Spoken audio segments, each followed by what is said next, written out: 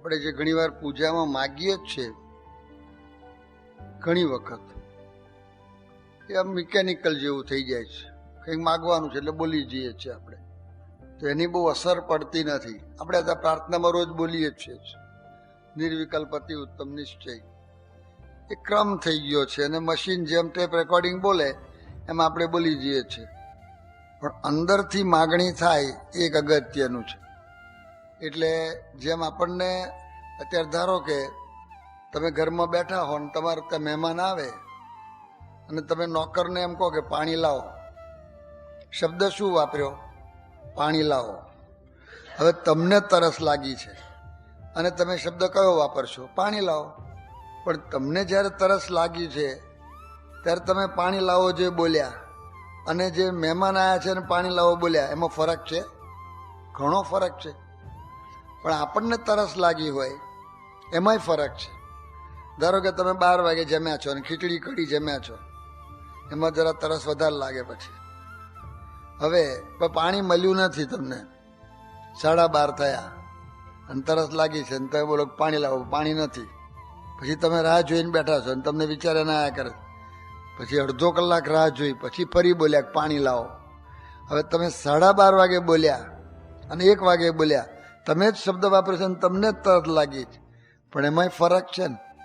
અને એમ કરતાં કરતાં સાંજના 5 વાગે તો અને 5 વાગે તમે બોલો પાણી લાવો, એ જુદું થઈ ગયું. એટલે આપણને આ જે કામ ક્રોધાધિક વગેરે દોષો જે નડે છે એને માટે જે આપણે માગણી કરીએ છીએ, એ માગણી અંદરથી થાય એ અગત્યનું છે. એની ગંભીરતા સમજાય, એનાથી આપણને નુકસાન થાય છે અને આપણાથી એના કારણે બીજાને નુકસાન થાય છે.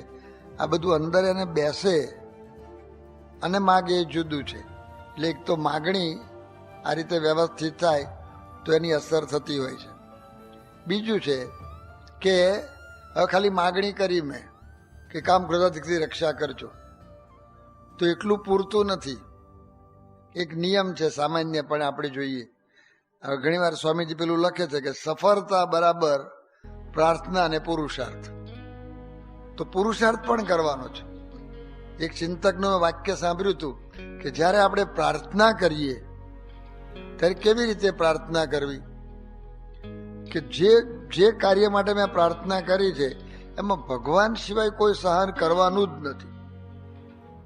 એક જ માર્ગ છે અને ભગવાન એક જ સહાય કરવાના છે. એ રીતે પ્રાર્થના કરવાની.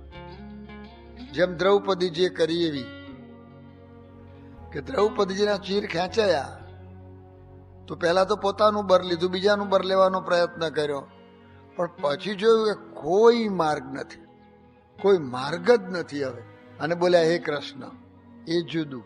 એવું ગજેન્દ્ર મોક્ષનું આવે છે. એ રીતે પ્રાર્થના કરવાની. આ ખરેખર આ પ્રોબ્લેમ મોટો છે. આ મોટા બધા જે દોષ બધા ગણાય પ્રોબ્લેમ મોટો છે. એટલે એને માટે એ રીતે પ્રાર્થના કરવાની. પણ જોડે પાછું પુરુષાર્થ. પ્રાર્થના કરશો અને પુરુષાર્થ નહીં કરો તો એ પ્રાર્થના ઉપરની જ રહેવાની. એ જોડે પુરુષાર્થ.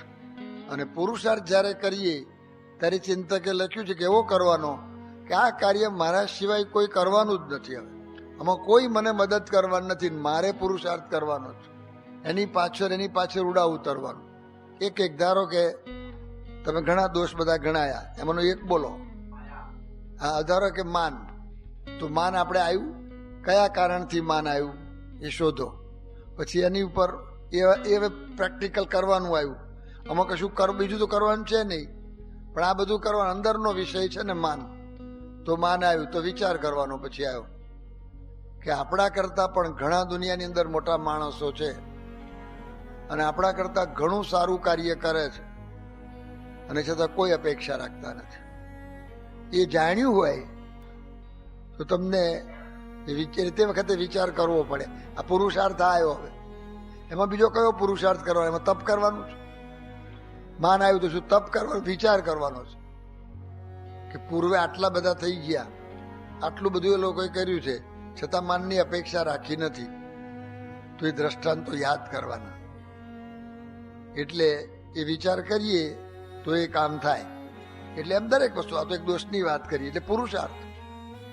પુરુષાર્થમાં અમુક દોષોમાં વિચાર જ આવવાનો, અમુકમાં ક્રિયા આવશે હવે દાખલા તરીકે માયા કહે કે ક્રોધ અરે કામ કયો, તો આપણે જાણવું પડે કે કામ શામાંથી પ્રવેશ થાય છે, કે નિયમ ભંગમાંથી થાય છે. ઘણા કારણ છે, એમાંનું એક કારણ નિયમ ભંગ છે. તો કયા નિયમનો ભંગ થાય છે તેમાંથી એક પકડો. હવે અંતરદ્રષ્ટિ આવી કે આપણામાં કયા નિયમનો ભંગ થાય છે, તો કે આ નિયમ, તેમાંથી એક પકડો, વધારે ના પકડશો. 10 દેખાતા એમાં સહેલો પકડો. પહેલો, સિનેમા જોવાથી કામ વધે કે ઘટે? બસ જાણી લીધું ને. હવે તો હવે આપણે જોઈએ છે કે નથી જોતા, એ અંતરદ્રષ્ટિ. કે સિનેમા જોઈએ જ છે આપણે તો વધશે, તો ઓછું કરો. હવે કેવી રીતે ઓછું કરવું?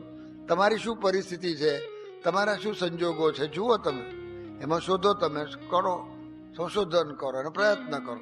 અને એ પછી પ્રાર્થના કરો.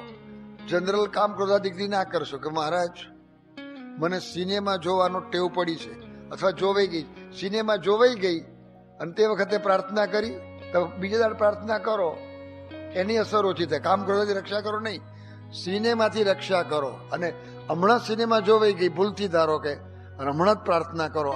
વાગ્યું તરત દવા કરો. પ્રાર્થના કરવા માટે કઈ મંદિરમાં જ જવું પડે એવું નથી, કે પૂજામાં જ બેસવું પડે એવું નથી. ઓન ધ સ્પોટ પ્રાર્થના, તરત જ, બને એટલી વહેલી. તરત થાય તો ઇમિડિયેટલી. આમ થતી હોય એમ તમને આમ પ્રવેશ કરવાની તૈયારી છે અને કરો તો ઉત્તમ થઈ જાય. પણ પછી કરો તો એ વાંધો નહીં. પણ આમ જનરલ હવામાં કરીએ તો એની બહુ અસર ના થાય, એ મિકેનિકલ થઈ જાય. પછી આપણને પ્રાર્થનામાં વિશ્વાસ ના રહે કે પ્રાર્થના સંભળાતી છે, પ્રાર્થનાની કઈ અસર થતી છે. બધા મહાપુરુષોએ કહ્યું છે કે પ્રાર્થનાની અસર થાય છે જ.